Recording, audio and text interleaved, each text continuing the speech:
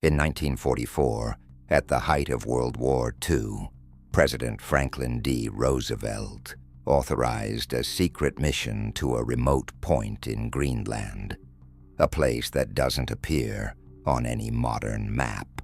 16 men were sent to investigate an anomaly pulsing beneath the ice, a rhythm so precise it couldn't be natural. Only one man returned, barefoot, catatonic, whispering a single word: 12. What they found wasn't a ruin. It wasn't even ancient. It was alive, vibrating, waiting. The object they recovered never stopped pulsing, not even after being dismantled, frozen, or buried beneath military vaults. Over the next 70 years, strange signals, unnatural heat blooms, and seismic whispers echoed across the planet, forming a perfect 12-point ring. And then the signal stopped. What if it didn't stop? What if it started? Stay with us, and don't forget to subscribe. In early March of 1944, while the world's attention was locked on the brutal battles across Europe and the Pacific, President Franklin Delano Roosevelt signed an executive directive that did not pass through Congress, was not seen by the Joint Chiefs of Staff, and was never mentioned in any post-war account or declassified military report. The directive bore a single heading: Operation Icebridge. It authorized the dispatch of a classified research and reconnaissance team to the northeastern interior of Greenland, a sector officially uninhabited, devoid of strategic value, and so harsh in climate that even U.S. weather stations avoided permanent installation there. The mission was not overseen by the Department of War, but by a small, obscure branch within the Office of Strategic Services, the OSS Division E, whose records were later systematically purged during the reorganization that birthed the CIA. Only one carbon copy of the Icebridge Directive was ever discovered, in 1993, hidden inside a box labeled Naval Inventory 1945 Scraps at a warehouse in Alameda, California. According to this document, Roosevelt personally approved the deployment of a 16-man unit, including polar survival experts, electromagnetic engineers, 2 civilian geologists with ties to the Carnegie Institute, and, inexplicably, a retired Yale professor of Sumerian linguistics, brought back into federal service under emergency clearance. Their objective was defined in 6 words: survey anomaly, secure site, report immediately. No mention of German forces, no mention of weather studies, no satellite surveillance, which at the time did not exist. Only one clue: a hand-drawn map fragment attached to the directive with a red X above the 83rd parallel north, deep within the Arctic Circle. Written beside it, in Roosevelt's own cursive, "Find what they found." They, in this context, referred not to any Allied party, but to a small group of Nazi explorers from the Ahnenerbe Institute, who in 1938 conducted a secret Arctic flight operation, reportedly using magnetic field detection to locate what they called Der Gefrorene Tempel, the Frozen Temple. British intelligence had intercepted fragments of communication between the German pilots and ground command, suggesting the presence of a structure, possibly artificial, beneath the ice. But after the war, all documents related to the mission disappeared, and any German soldiers associated with the expedition were either dead or untraceable. What was it that compelled Roosevelt, already entangled in the largest war in human history, to shift resources into one of the most desolate and inaccessible places on Earth?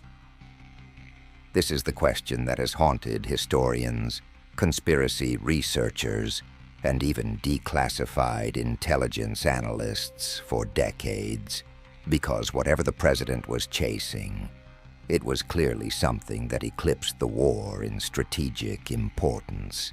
Something ancient, something powerful, something buried in the ice for thousands, perhaps millions of years. And this is where the story truly begins. The coordinates encoded in Roosevelt's directive pointed to a point of land so remote, so inhospitable, that it does not appear on modern maps by name. North of the 83rd parallel, amid the vast white silence of northeastern Greenland, lies a geological dead zone known to early Inuit as Kakkat Kakkat, which roughly translates to the place that watches. No permanent research stations were ever built there. No flight paths cross above it. Satellite imagery from the 1970s onward routinely shows weather anomalies over the area, distortion, pixel washout, and infrared bleaching, as if the very atmosphere above it rejects surveillance. The first Western account of this location doesn't come from the military. It comes from a whaling logbook dated 1866, recovered from a shipwrecked vessel called the Mary Harlow. The log describes a magnetic deviation so strong that the compass spun as if bewitched, and that the ice in a certain fjord moved unnaturally, not cracked, not melting, but breathing. The crew abandoned the search and turned south. The logbook was dismissed by scientists of the era as the raving of frost-bitten minds. And yet, nearly 80 years later, Roosevelt's team was sent precisely to that same area. This area sits at the intersection of three tectonic microplates, seismically inactive but rich in iron hematite composite rock. It's one of the few land masses in the Northern Hemisphere where high concentrations of rare earth metals exist naturally in glacial cores. This alone might justify strategic interest, but it doesn't explain why the team brought with them an early form of magneto-inductive sonar, developed in secret by Bell Labs and never used in battlefield conditions. Satellite-era research later confirmed that this location has a unique gravitational anomaly, a localized disturbance in Earth's gravity gradient, measured by NASA's GRACE mission in the early 2000s. The anomaly isn't caused by terrain, mountains, or ice mass.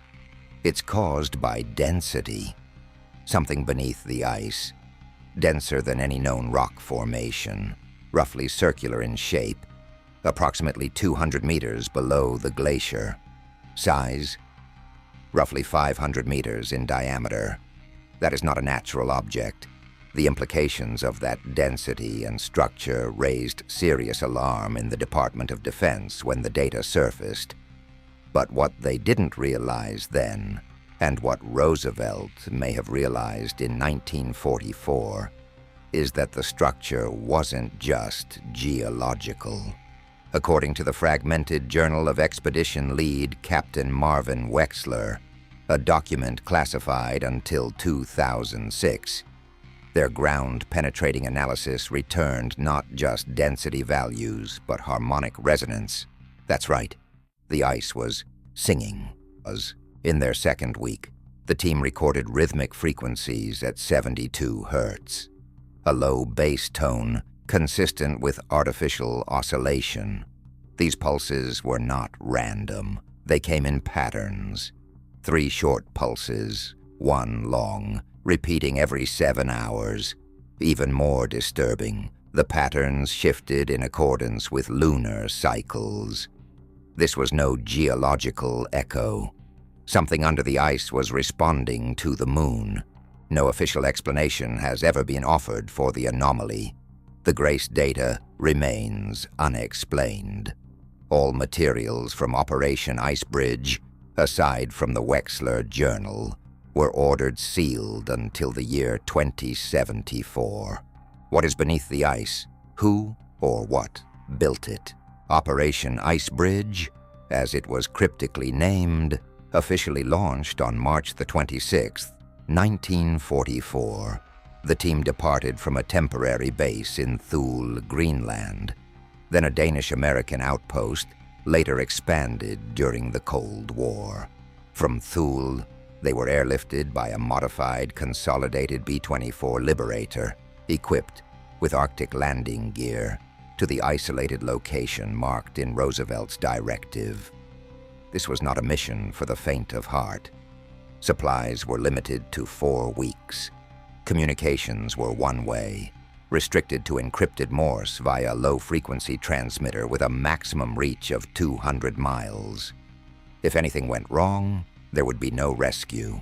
Of the 16 men sent, only one, Lieutenant Howard Elbridge, a communication technician, was ever heard from again.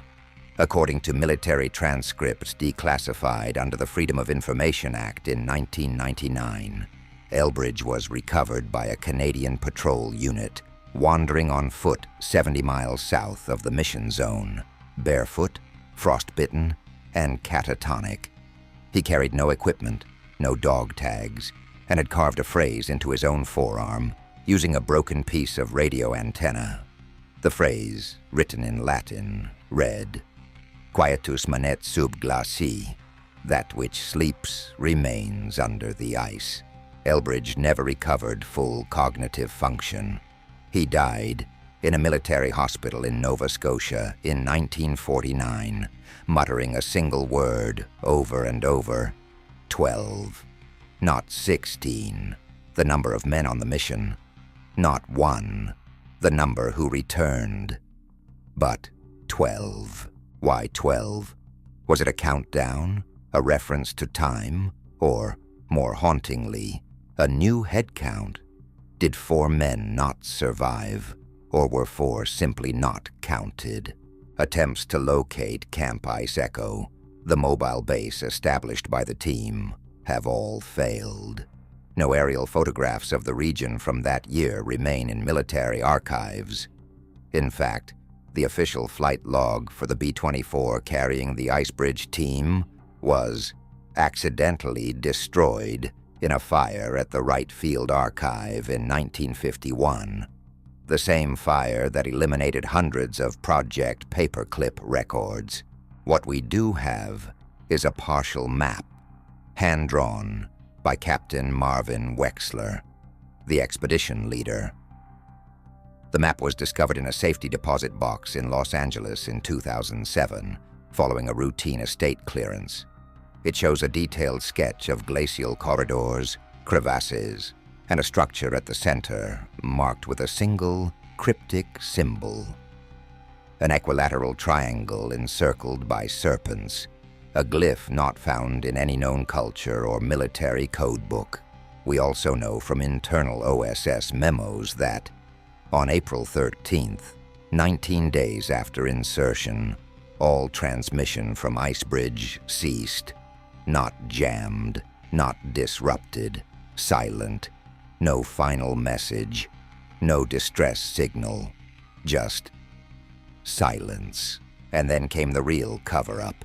Between April and June of that year, over 40 pages of correspondence between the White House, the OSS, and a private security contractor based in Newark, New Jersey, the Watchman Institute, were logged, sealed, and later deleted from National Archives microfilm.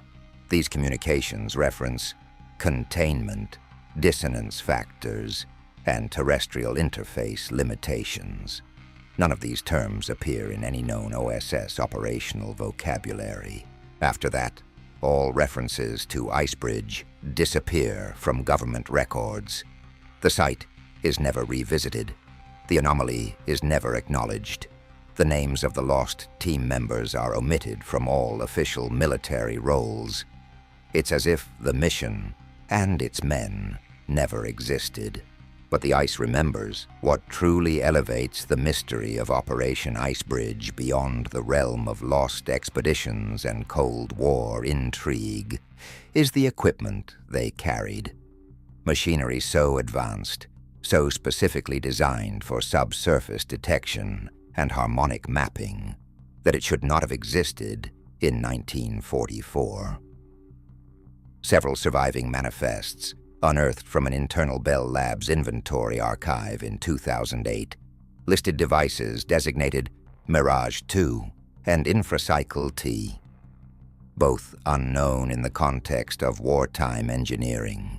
No patents, no public research, no blueprints in university libraries, nothing. But these weren't fantasy terms. Mirage 2 was a mobile, synthetic, aperture radar prototype, a device not officially invented until the late 1960s, capable of sending deep penetrating pulse waves through ice and solid rock, generating rudimentary echo imaging.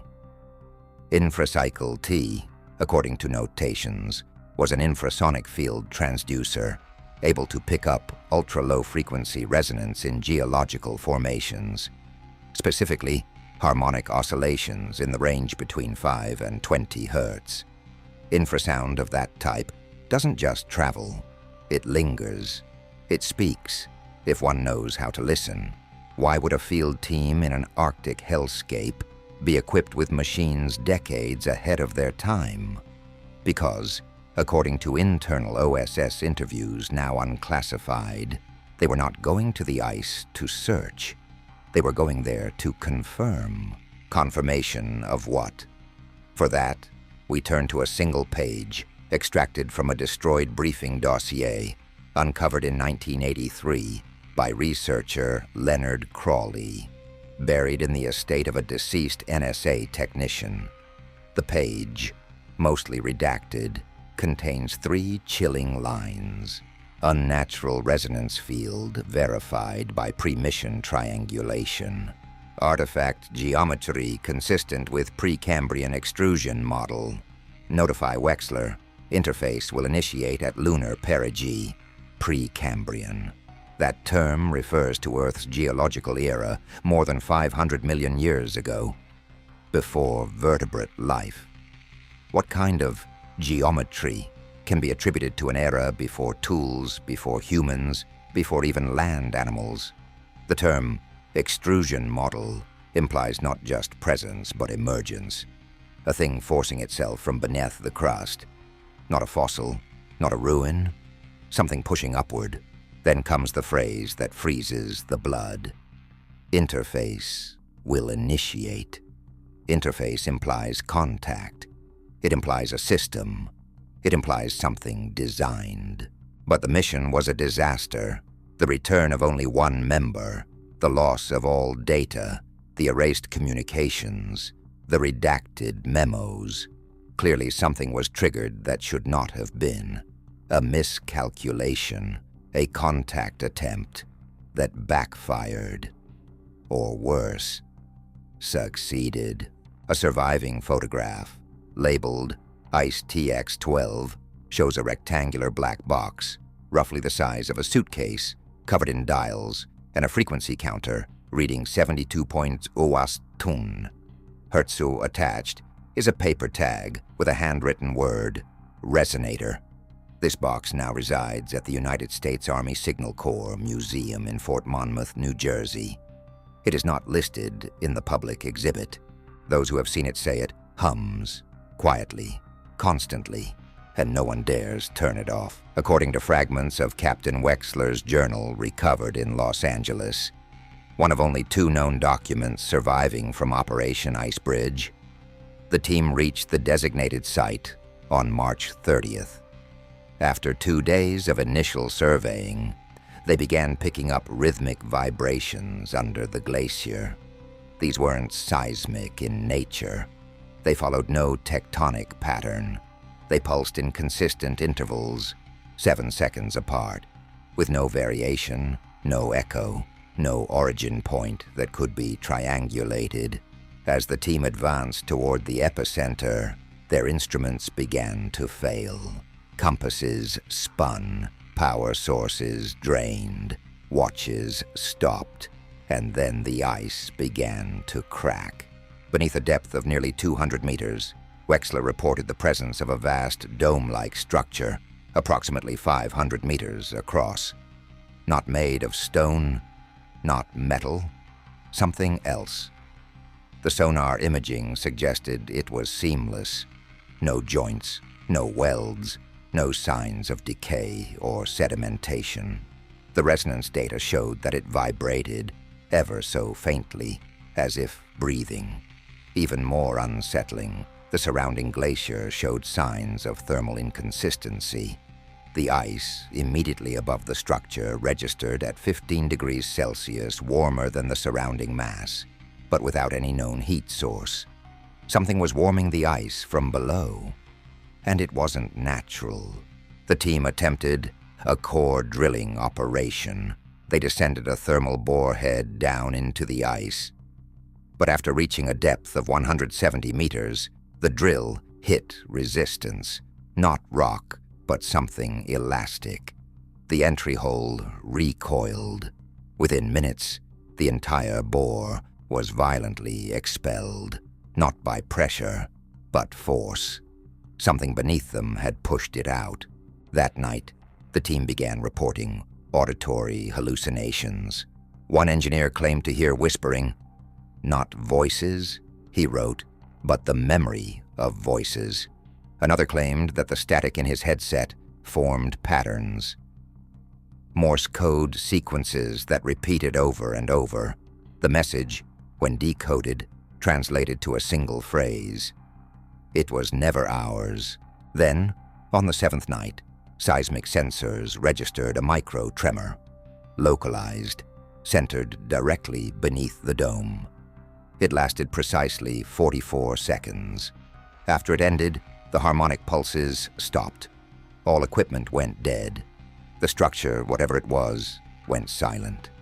The silence lasted 23 hours, and then, without warning, a new frequency emerged.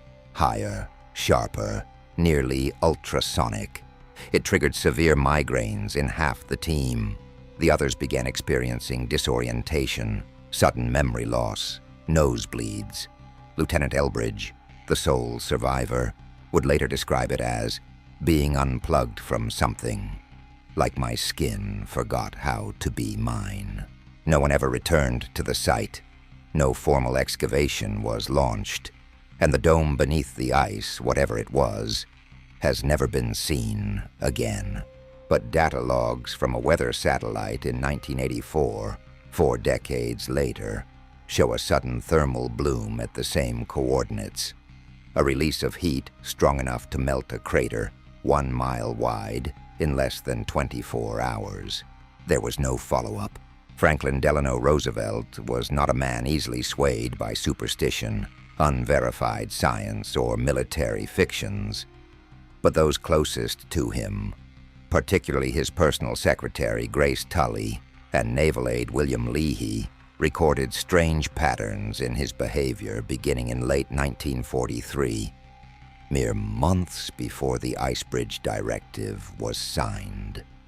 Tully noted in her unpublished diary, found in a private estate in 1979, that Roosevelt held a series of closed-door meetings late into the night, some stretching beyond 4 hours, attended not by generals, but by obscure scientists, linguists, and what she only refers to as the Black Book Group. Who were these people?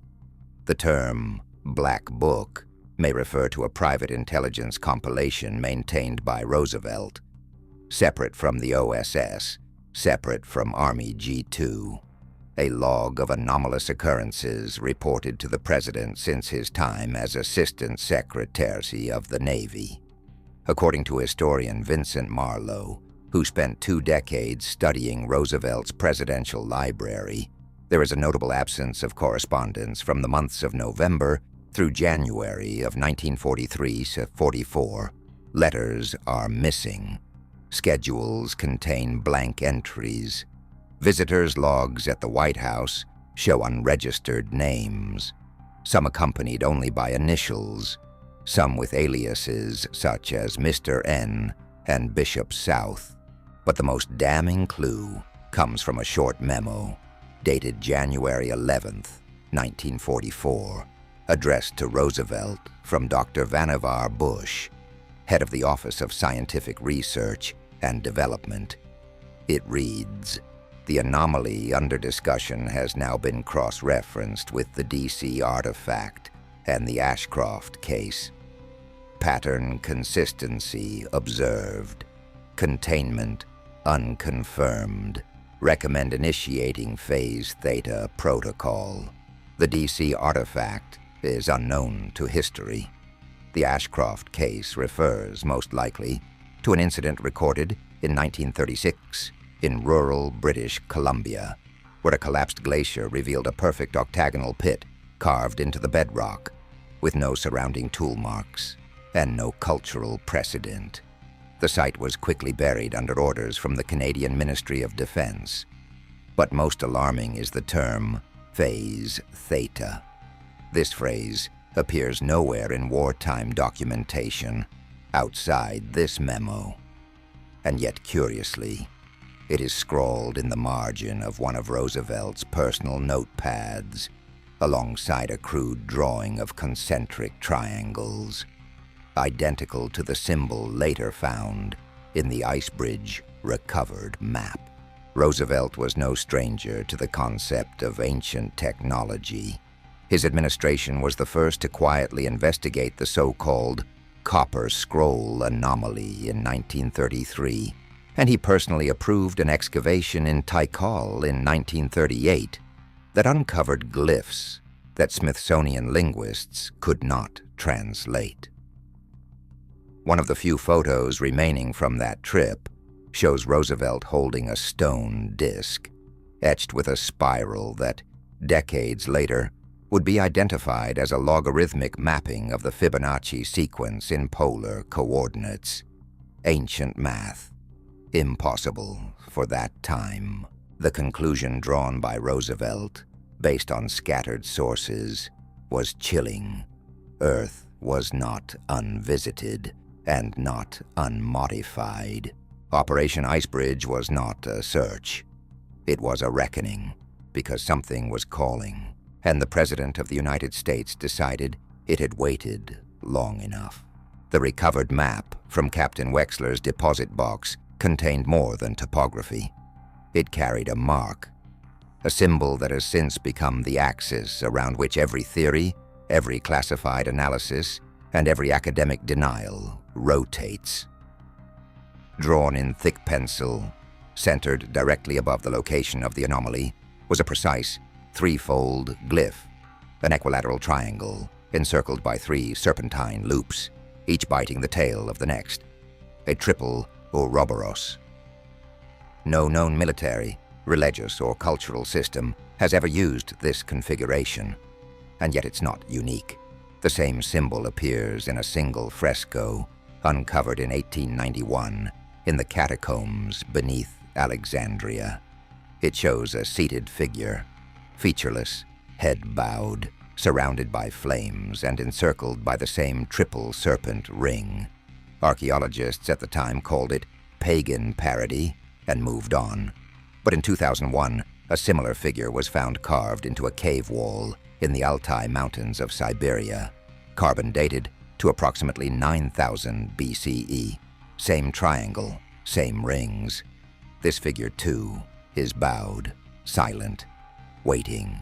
More disturbing still, in 1947, just 3 years after Operation Icebridge, fragments of a downed aircraft recovered in the Sandia Mountains of New Mexico reportedly bore etchings consistent with this symbol.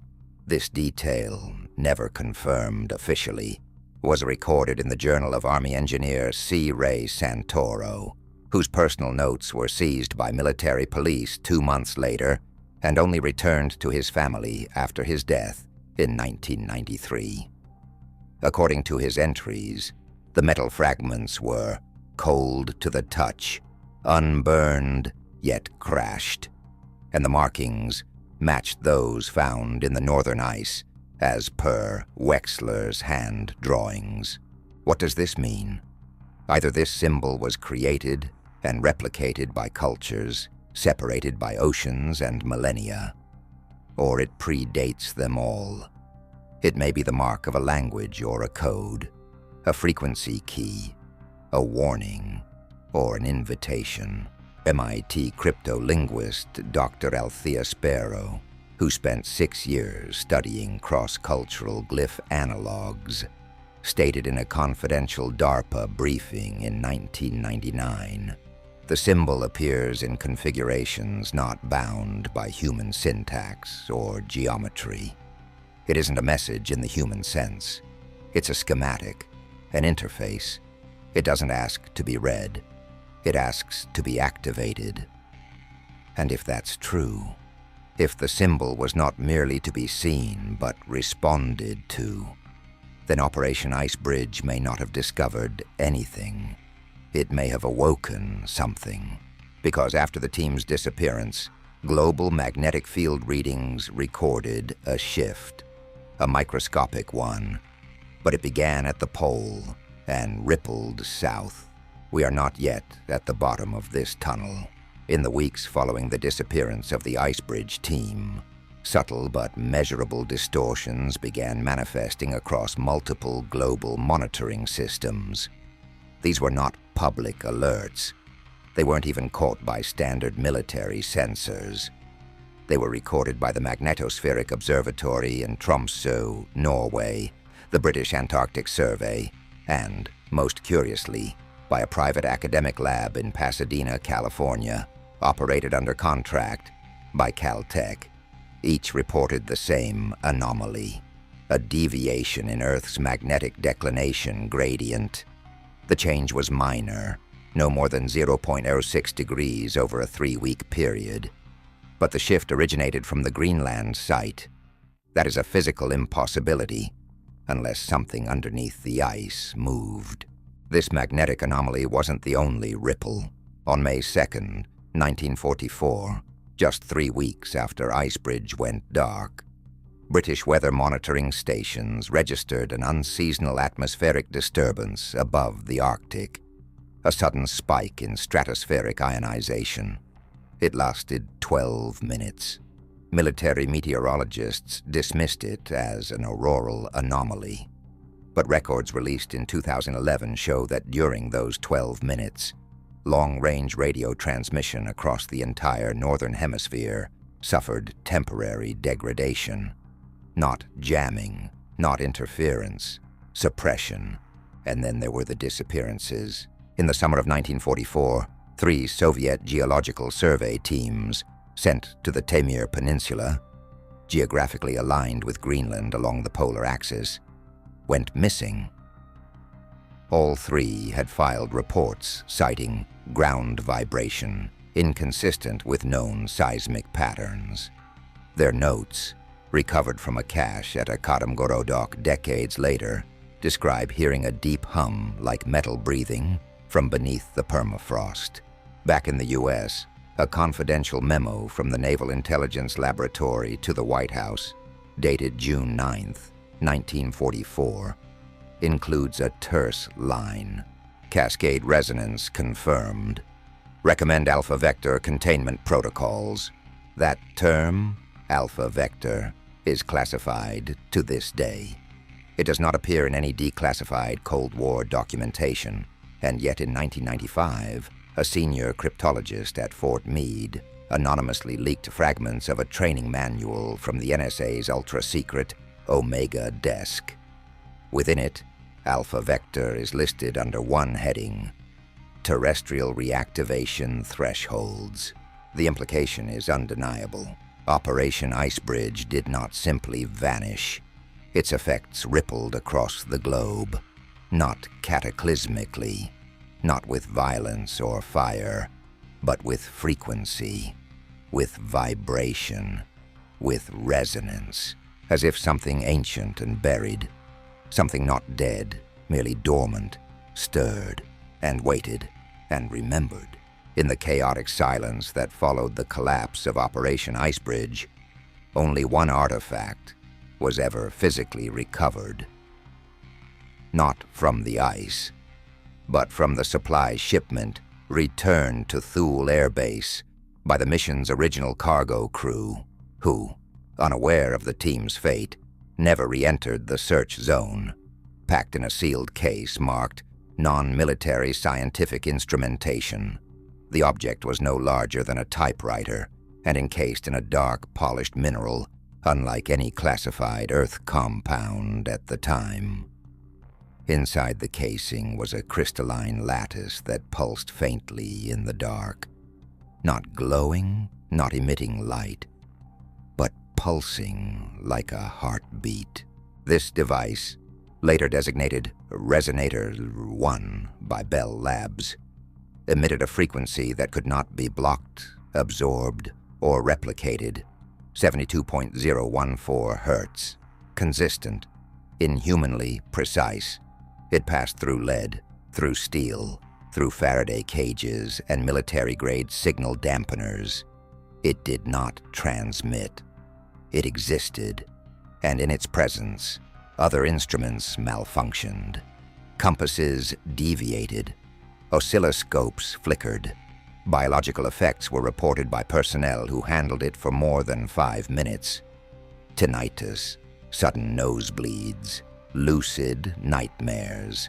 One researcher suffered a complete psychogenic seizure after prolonged exposure, repeatedly scribbling the same phrase in a language unknown to modern linguistics.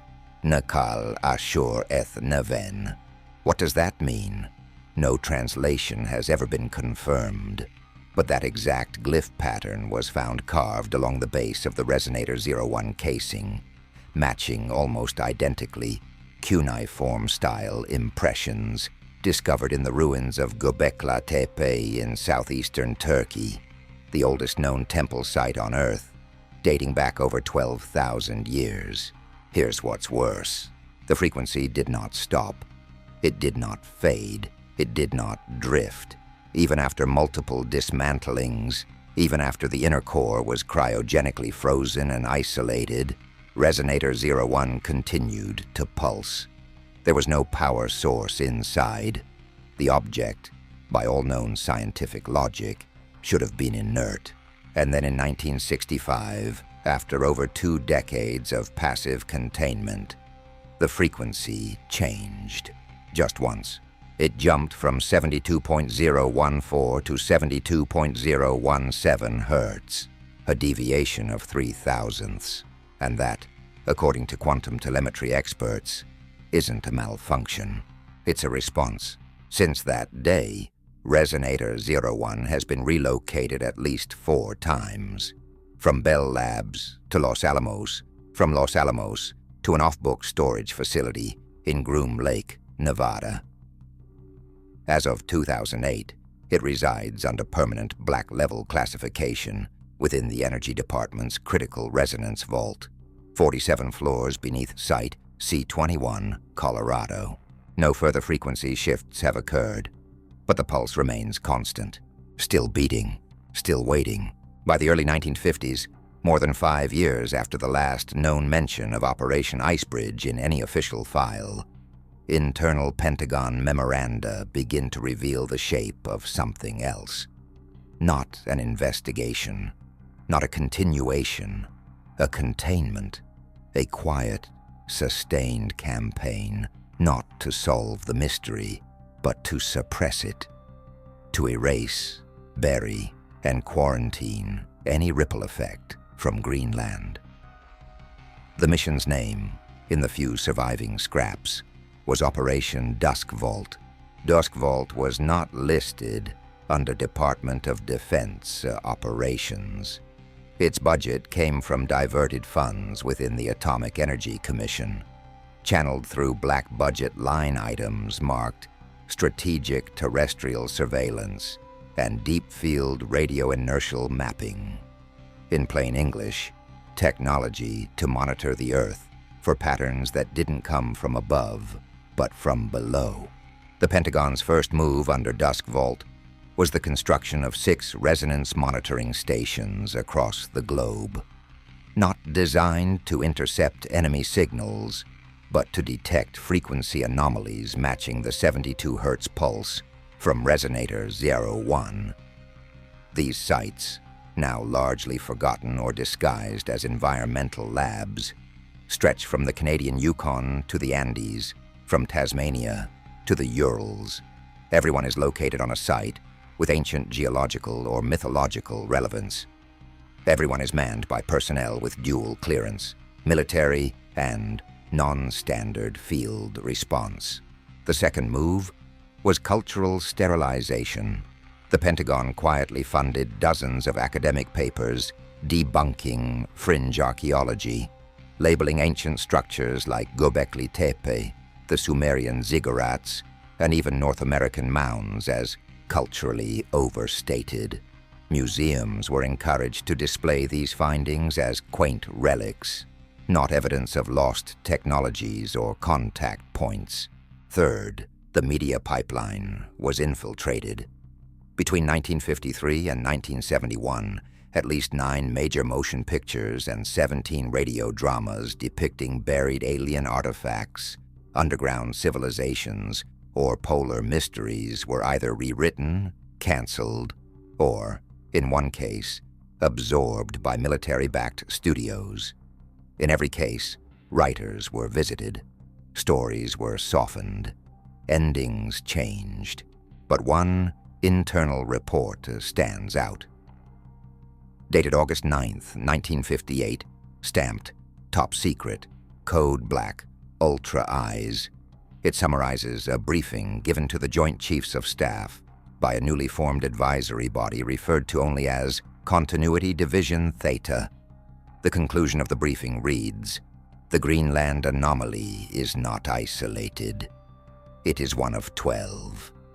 Locations projected based on magnetic triangulation, mythogeological correlation, and thermal displacement models. These points form a closed pattern. They are not natural. They are aligned." Aligned. 12. The number muttered by Lieutenant Elbridge before his death. The number that appears over and over in occult traditions, ancient calendars, zodiac structures, and, now, Pentagon files. Icebridge was not the end. It was the ignition. And the Pentagon didn't try to stop it. They tried to slow it down. In 2002, a seismic anomaly was registered by the European Space Agency's Cryosat program over northeast Greenland. Not an earthquake, not a landslide, but a harmonic tremor. These are usually associated with volcanic activity or glacial shifts, but this one had no epicenter. The vibration was global, originating in a ring-like pattern and pulsing outward. Duration, 12 minutes. Frequency, 72.014 Hertz. The exact signature as Resonator 01. That same week, Norwegian Defense Systems tracking upper atmosphere phenomena reported a previously undocumented aurora spiral above the pole. A tightly wound, mathematically perfect spiral of blue-white light. The public was told it was a failed missile test, but internal NATO cables leaked in 2010 referenced Event Echo 9 and included one line that changed everything. Greenland Site Awakening Sequence has reached Phase 2. Coordinate lock confirmed at all 12 points. It was the first official Western admission that the anomaly hadn't stopped. It had escalated, not sporadically, not randomly, with sequence, with timing. Satellite thermography from 2005 onward shows micro-hotspots forming in a ring around the Arctic Circle, spaced in a precise geodesic alignment, identical to the 12-point model buried in the 1958 Dusk Vault report. And in 2008, a Chinese deep Earth probe in the Taklamakan Desert detected an unexplained seismic echo. Identical frequency, identical modulation. When they tried to repeat the test, the entire monitoring array suffered a complete electrical failure. The data was never released. Meanwhile, under the radar of national news, remote regions across the globe began experiencing what local communities described as sky hums, subterranean thunder, or the earth whispering. The stories are eerily consistent. Low-frequency pulses, physical pressure in the chest, followed by disrupted sleep, increased electromagnetic interference, and, in some cases, mass animal migrations. In Australia, thousands of birds reportedly flew west in the dead of night. In Siberia, entire packs of wolves abandoned ancient dens and ran due south. Back in the United States, an unmarked research facility, labeled only as Site Ivy B, was built under the Denver International Airport in 2011. Leaked blueprints show reinforced shielding, deep-bore listening stations, and a chamber described as interphase reactivity control. The project is classified under civil infrastructure expansion, but contractors required Q clearance, normally reserved for nuclear protocols. Then, in 2014, resonator 01 changed again. This time the frequency dropped to 72.012, a 2,000th deviation, not random, a pattern.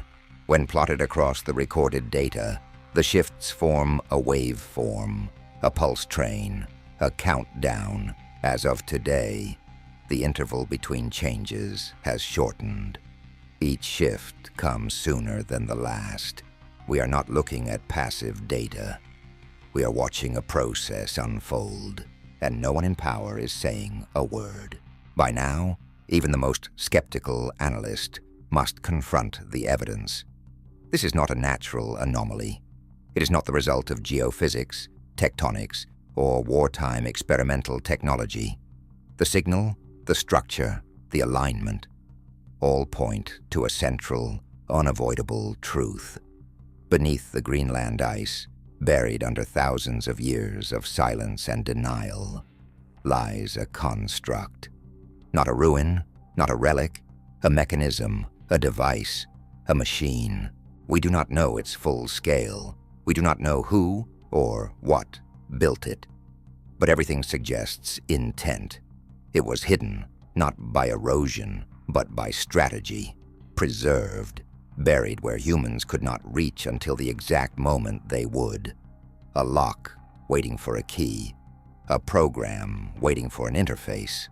The 12 sites mapped by Pentagon black files form a geometric lattice, a planetary circuitry.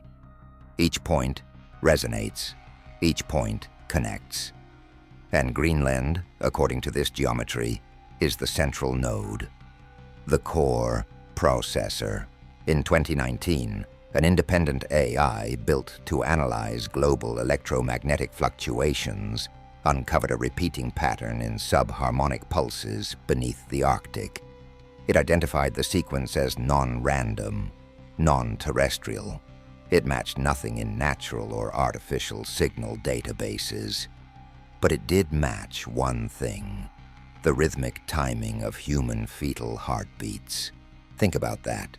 The pulse under the ice mimics the beat of human gestation. The Earth is not just resonating, it's incubating. In June 2022, amateur radio astronomers in Finland recorded a sudden cessation of the 72 Hz signal.